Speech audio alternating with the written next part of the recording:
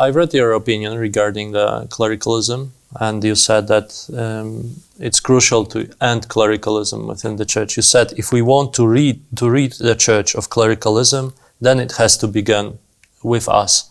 What does it mean? I made those comments in a presentation to about 250 priests gathered in St. Louis from around the United States and, in fact, around the world. My point was simply that clericalism is something that convinces a priest that his own baptism is not the starting place for his ministry, but that he in some way has special privileges or even exemptions from the demands of the gospel. When a priest begins to live their life that way, with a clericalist mentality, they forget that they also have a call to holiness. And therefore, if they begin to live their life exempt from the gospel, then we will begin to have many problems in the life of the church, which I think the abuse crisis is a good example. So my hope would be that priests would understand that their ministry has to begin with a renewed commitment to their baptismal call, a call to holiness. When a young man asks the church to ordain him, his petition has two reasons usually. The first is for the care of souls, but the other is for my own salvation. Mm-hmm. And I think the importance of starting with baptism reminds a priest every day that he serves the people of God as one who joins them in taking up the journey of faith that begins in baptism. Mm-hmm.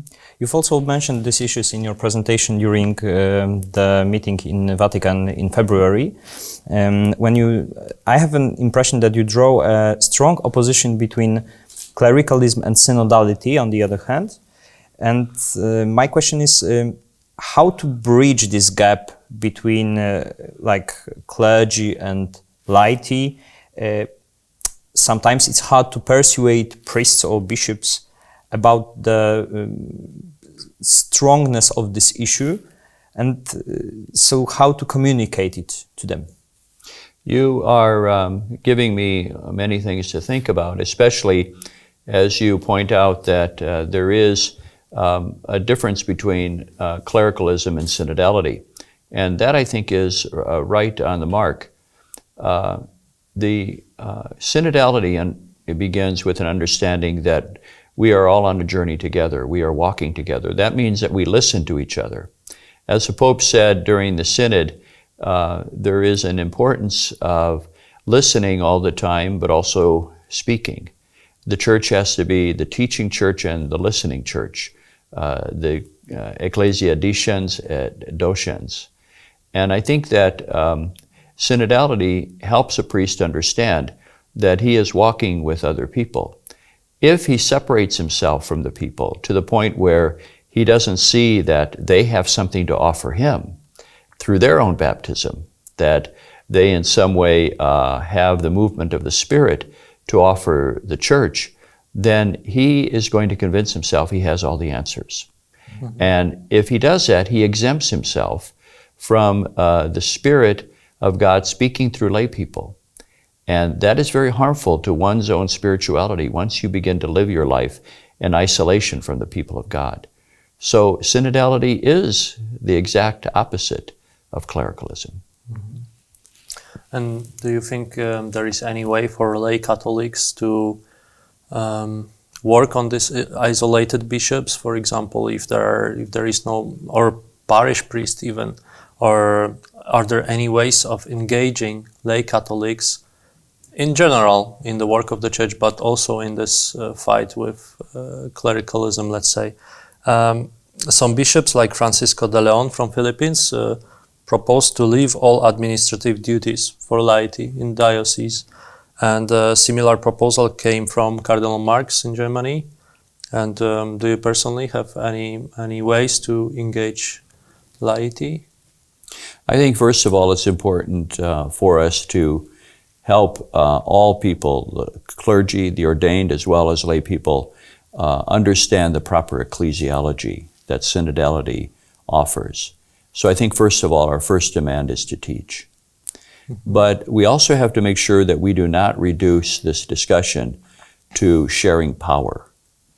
I think what's more important to keep in mind is that we always have to ask the question, how is the exercise of authority, administration, power done that helps everyone in the church, all the baptized, live their baptismal commitment? The Holy Father uses the image of the inverted pyramid. That means he turns the pyramid upside down, so that everyone then is at the top. And all of those below who are there to serve in such a way that they animate and facilitate the baptismal commitment of everyone. It's very important for those, whoever has governing responsibility, authority, administration in the life of the church, to understand that they do not serve by governing, but they govern by serving. And there is a difference between those two mentalities. So my hope would be that however the church gives administrative responsibilities to people, it would always be done in a way that allows the entire church, all the baptized, to live their baptismal commitments. That's the question we should be asking. Not who has power, who does the administration, but how it is exercised by anyone in the church. And have you done any steps in your diocese regarding this? Well, yes. I've been a bishop now for 21 years. And in all of those dioceses, 3 dioceses that I have served, I've always looked for ways in which the charisms, the talents, the abilities of all the people of God, clergy as well as lay, can be used for the good of the whole, the good of all the baptized. So I have had in all of my dioceses chancellors who are women or men who have important responsibilities. Presently in the Archdiocese of Chicago, we have a communications director, my general counsel, also a person who is in charge of the day-to-day operations, which we call a COO, Chief Operations Officer, is a woman who actually is in charge of the day-to-day operations of the Archdiocese. We have 13,000 employees, 300 parishes, 200 schools, the largest Catholic charities in the United States, but also the largest provider of social services in the state of Illinois. There's no way that I can take care of all of those things, and I need expert people. So my job all the time is to make sure that I choose the right people to have responsibility so that the whole is served best. And that, I think, is the model that we should be exercising today. Let's turn to the metaphor that you use a lot of times. It is a metaphor also strongly connected to Pope Francis, namely the image of a church as a field hospital. What patients are what are the biggest diseases that we have to cure in this place? Well, the Holy Father first made reference to this during the discussions before the conclave of 2013. And he noted that many times artistic representations of Jesus are him knocking at a door to come into the church. But he said sometimes Jesus is on the other side of the door. He's in the church knocking to get out so that the church can go into the world. And it is there then that he wants to situate the church as not being self-referential, as he calls it, but really ministerial.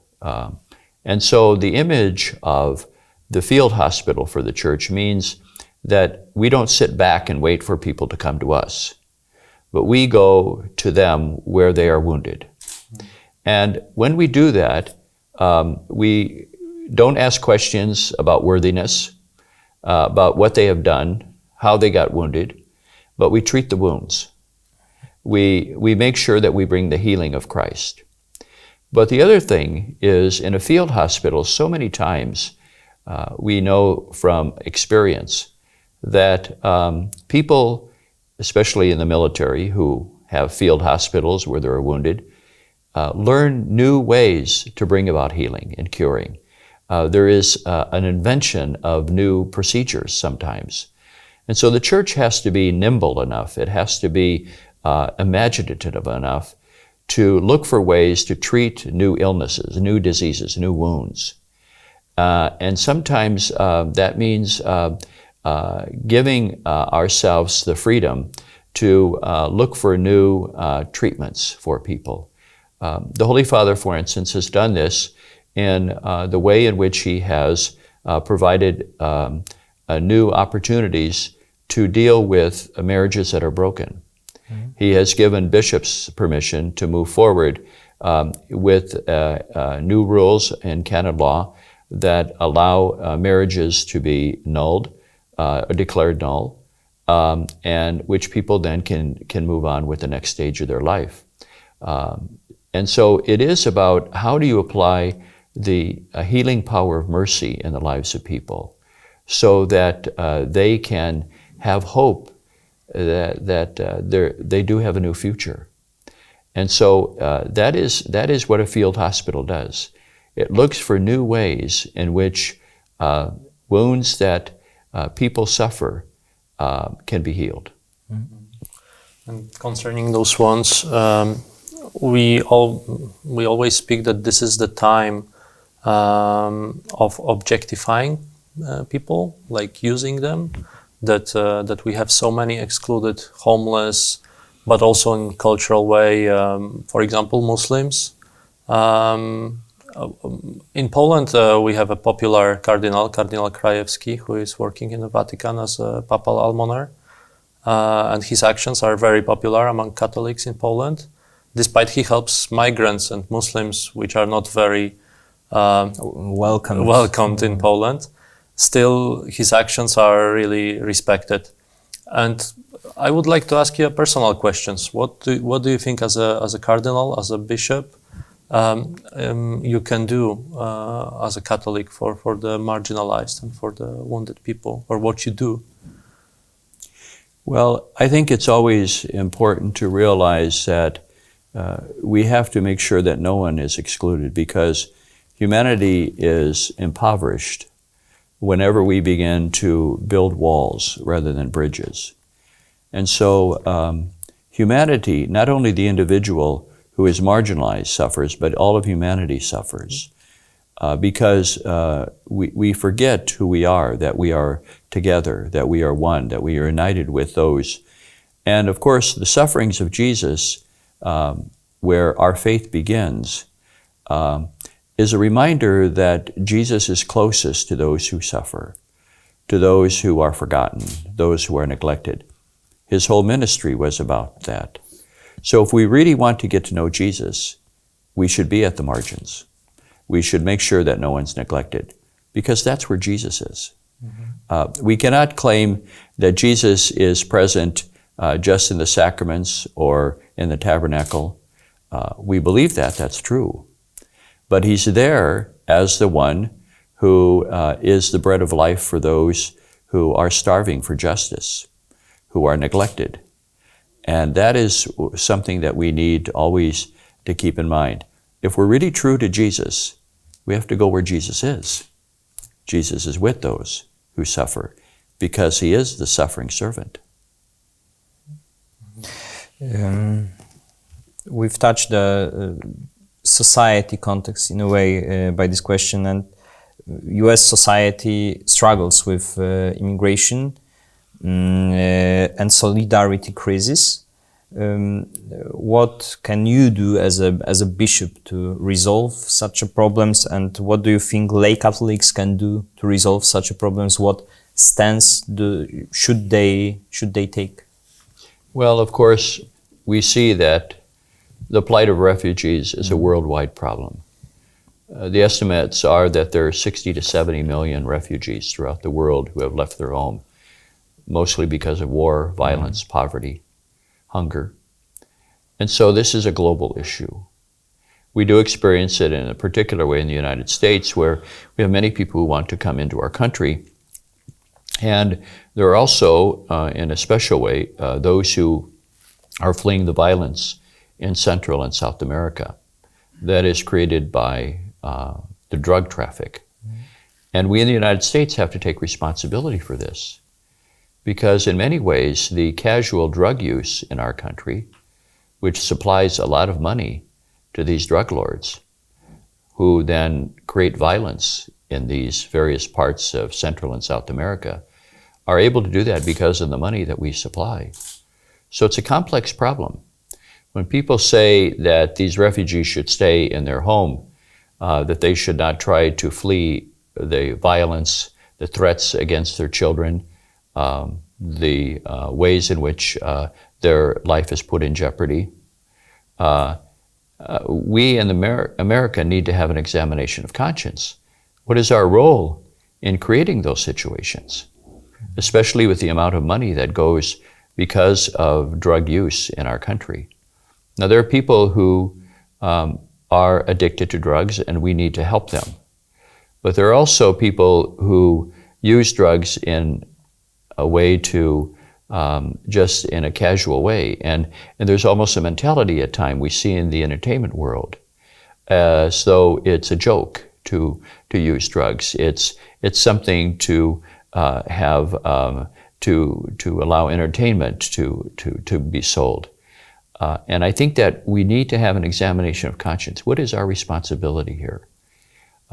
These people who flee, mothers carrying children, fathers like the one that was drowned in the river that we saw recently, are just trying, like any parent would want to try, to look for a way in which they can bring safety to their children, give their children a future. We should all be united in that aspiration, that we would support that kind of person.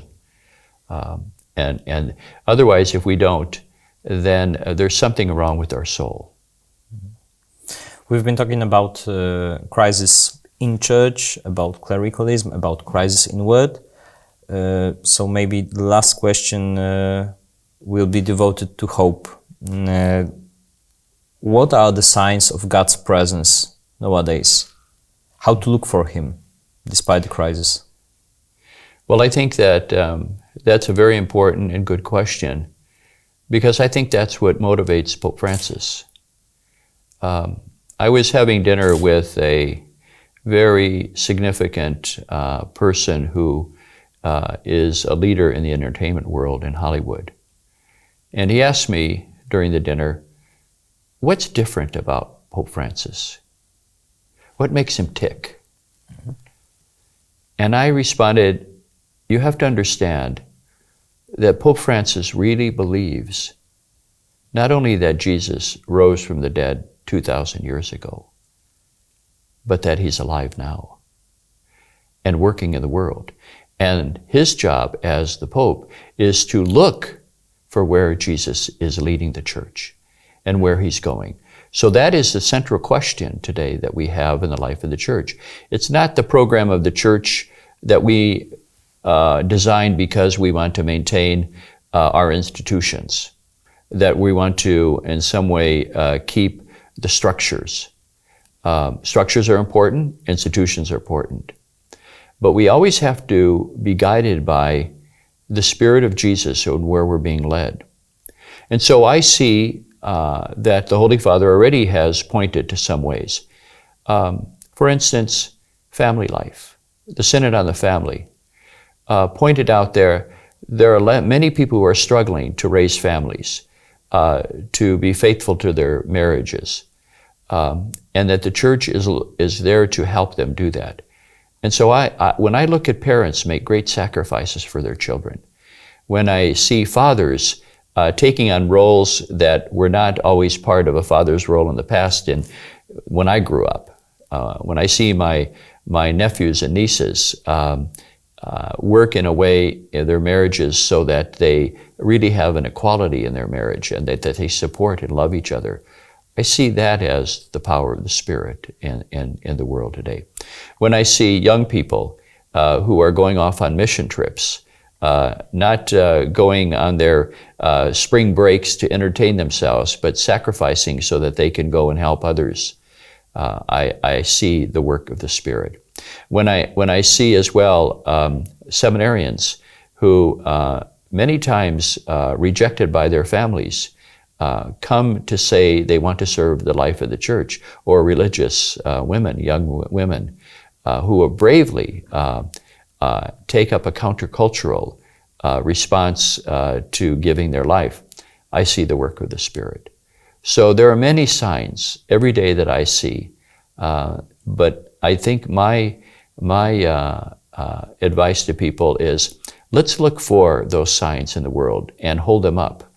There is a lot of evil, a lot of sinfulness, a lot of bad judgments that are made. There are things that we can criticize so very easily. But there are also opportunities for us to look for where the Spirit of Christ is working in the world, and to celebrate those. That's the way I try to live my life. If I center only on the things that are wrong, then I will become discouraged. Mm-hmm. We have to pray for consolation, the consolation of seeing where the Spirit is working today.